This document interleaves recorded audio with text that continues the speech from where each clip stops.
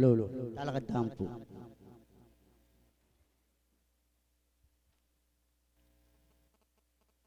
O maestrong kaya kaming igpa.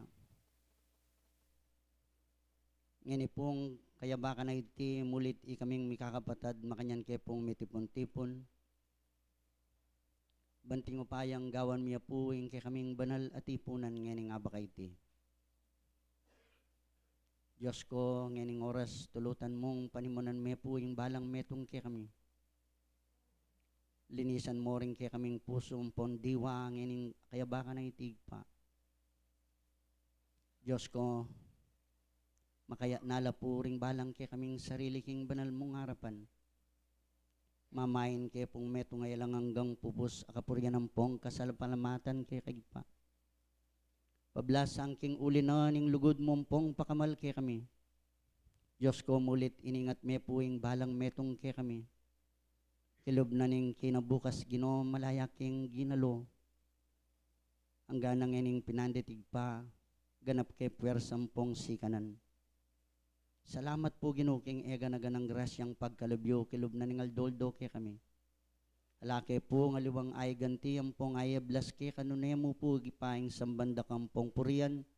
Uling iti po yung kaya kaming banal katungkulan kaya hanggang tutulutan meng gagalong pong mabibiyeng balang metong kaya kami. Ngayon nga ba kay tigpa? Tulutan mong lawen mo keng karapat dapat ang pong matulid king kaya kang banalay harapan. Lipat na po ning parati mo nga kakit ang pong babatsawan. Ing makagawa keng pamikasala kaya kagpa. Maging itiman po ay ismi, hasalitaan pon agawa. Ginoadwan miya po yung banal mong patawad kaya kami. Ngayon pinandit Diyos ko, gagawan miya po yung kaya kaming banal itipunan. Tulutan mong parandam mo yung kaya kang banal presensya karing balang metong kaya kami. Diyos ko, king pasimula, pepaslag me po yung kaya kang masalang sala karing balang kaya kaming matang puso. Diyos ko, tinahid mo kami ang pong siklit, banting upayang magobra kami, king banal mong maranglayan. King keke pong pangayat yung ay ti Diyos ko, agawa mila sana king mit mong katapatan, ay lang pamagkunwari ding banal ming tungkulan. Banting upayang karing kekeng dapat mirinan king patutuwang pong kabitasan. Ganun Diyos, ilawot mo ing kasangkanan kay kami. Papanatilyan mo ing kayaws, naning balang kekeng kayaws. Diyos ko ngayon, ikanymi talaga, banting upayang magobra kami pa. Ike pong anak mong talaga, kilob na ning iglesia. Papanatilyan mo yung pamikakalugod, pamisasan metong, king metong akaisipan, king metong a prinsipyo, king metong akapagnasan, king ikasulong na puning kasalpantayanan na pinibala mo ka rin kekeng pago. Igpambanal ngayon yung pinanditay ti, adwan merugo kay ka Diyos ko, ding talapag salita, amemensay nganing oras iti. Yung kaburian mo, yasayang marapat ang pong mapalyari, alwayang sarili ng kaburian ng pong kabiasnan. Ginooy ni po yung talete na ning banal mong upaya ang pon kalam, Diyos ko, dinan mo pong tetagan, pasiknangan mo laring physical dang katawan laman, at ila sana pong direktang ugnayan king banal mong harapan. Diyos ko, sinabi mo po, emukelakwan dili-dili, nganing pinanditay tiyaduan merugo itubod me, ng Espiritu Santong pengako mo kay kami, yung Espiritu na ning katutuan, banting upayang tayrana kami king hanggang katutuan, king hanggang katuliran uling Ginoo, manyabi king sarili ng kabyasnan, noon manyabi agpangkaretang burimong pasabi kay kami, banting upayang iking hanggang makarandam, makanyan keng sumulong ampon, mirinan patutu. Dakalpong dakala salamat igpa. Milaman sambit landing balang puso, may intitibok na ning balang metong kay kami. Diyos ko, ika po yung makabasa ampon, manakit. Diyos ko, ngayon pinanditay ti lang hanggang pupusing kay kaming kapasalamatan, tanggapan mo, sana puring kay kaming misasan metong nga panalangin, ayan timo pong mabanglungayin king kay kong banali harapan. At tanggapan na naman ning balang metong kay kami pahit ang liim yung pamipala, magaring kaya beming lugod mo manibat ngayon manggaman puking wakas, yan nasa puig pa.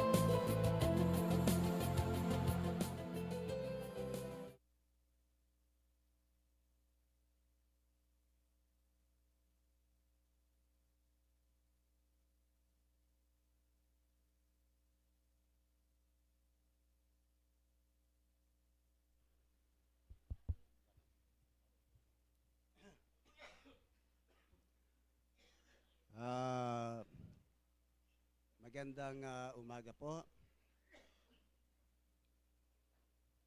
Tayo po ay nagtipon-tipon sa isang pagtitipon ng isang konbensyon para po tayo ay sama-sama na pumuri sa ating Panginoon na dakila at makapangyarihang Diyos. Sa araw pong ito, meron po tayong paksang tinatalakay, hindi yata nakalagay sa screen, no? Na ang ating pong paksa, bakahin at lisanin ang kamangmangan ng maling paniniwala o fanatismo. Mahaba po na po. Tingnan mo po yan, ha? Yung bakahin, puksayin o sugpuin. Po. At talikdan ang gawang kamangmangan. At maling paniniwala o fanatismo. Yung fanatismo po, yun po ay tinatawag na bulag na tagasunod. Bulag na tagasunod, kung ano ang iyong naririnig o nakikita, kahit na mali, amen ka ng amen. Tayo po ay nandito upang pag-aralan po natin kung paano natin masusugpo ang maling paniniwala dahil sa ating panahon ngayon, kahit na mismong kasama mo sa paniniwala, meron pong nagtuturo na hindi tama, mali. Itong bagay na kamangmangan na sinasabi, pag-aralan po natin sa Biblia. Ang ating paksa, lahat po yan ay nasa Biblia. Ipakikilala po ng Biblia kung ano po ang kamangmangan, kung ano ang maling paniniwala, kung ano ang fanatismo. Lahat po, tutunghayan natin sa Biblia. Isa-isayin po natin yan. Meron kasing mga taong nagsasabi na nilikha ng Diyos sa mundo, pero ang kanyang sinasabi, ganito, walang Diyos eh. Ang sabi niya, walang Diyos na lumikha sa atin. Kundi, ang mga yan ay galing lang sa kalikasan. Hindi niya alam, pati siya, kung paano siya nabubuhay sa mundo. Bakit umihinga siya? Tingnan po natin ang kamangmangan sa isang talata. Basahin po natin sa Awit, Kapitulo 53, versikulo 1, patuloy hanggang 3. Ang nagsasabi po ang Biblia.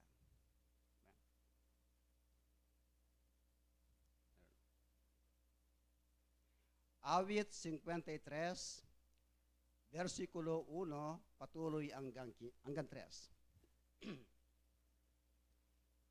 Ito po ang nakasulat.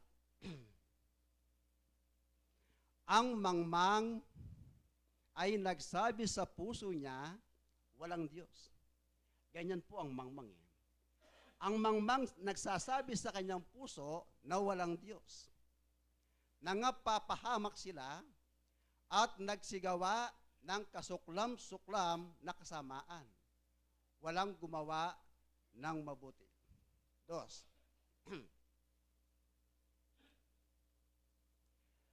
Tinunghan ng Diyos, Kapampangan niya po yun eh.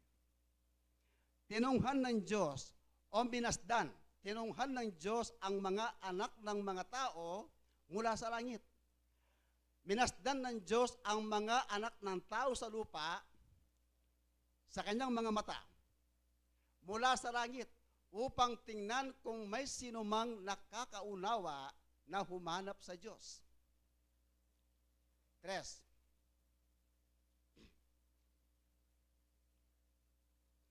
Bawat isa sa kanila ay tumalikod. Sila'y magkakasamang naging mahahalay, walang gumawa ng mabuti, wala kahit isa. Bakit sinabi po ng Biblia na walang gumawa ng mabuti kahit isa? Sapagkat sila'y mga mangmang. Pwede pang makagawa ng tama ang mangmang o hangal. Tingnan nga natin sa isang talata sa awit din, Kapitulo 10, versikulo 4. Ganito po ang sinasabi. Sa 10:4 ng awit, ang masama sa kapalaluan ng kanyang muka ay nagsasabi, hindi niya sisiyasatin, lahat niyang pag-iisip ay walang Diyos. Ang mangmang pala hindi nagsisiyasat eh. Hindi niya iniisip kung bakit ang mga bagay na kanyang nakikita kung paano nangyari at nagawa. Hindi siya nagbulay-bulay sa kanyang sarili. Kasi masama po siya. Diba? Katunayan po, ang masama, nagpapatunay, siya po ang mismong sumasalungat o sumasalangsang at humahamak ng karunungan sa Diyos. Ang mangmang po siyang humahamak eh. Siyang sumasalangsang eh. Sa karunungan ng Diyos eh. Pakinggan po natin. Sa awit 107, 107, versikulo 17. Ito po nakasulat. 107, 17.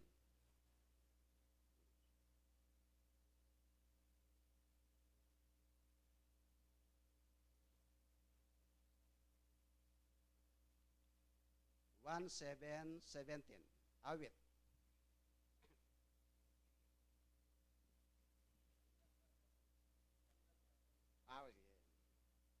Ratang Bible ken eh.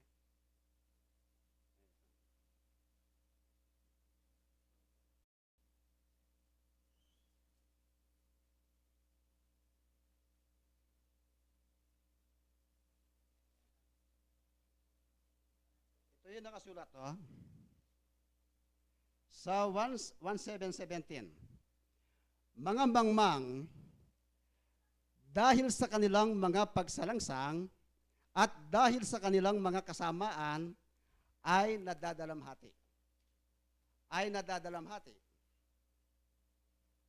Ang sabi po sa awit 1:7, ang mga mangmang dahil sa kanilang mga pagsalangsang. Ang mangmang po kasi, sila mismo ang sumasalangsang eh, sa katotohanan. Ayaw nila sa totoo eh. Gusto nilang gamitin ang sarili nilang karunungan na ipaglaban nila ang kanilang maling paniniwala. Tingnan natin. Ang mga ito, walang takot sa Diyos eh. Pag mangmang ka, wala kang takot sa Diyos. Lumalaban ka sa Diyos eh. Sa Kawikaan 1:7, ito nakasulat to. Ang sinasabi sa Kawikaan 1:7, ang takot sa Panginoon ay pasimula ng kaalaman. Kung may takot ka, magkakaroon ka ng karunungan. Tuloy. Ngunit ang mangmang ay umahamak sa karunungan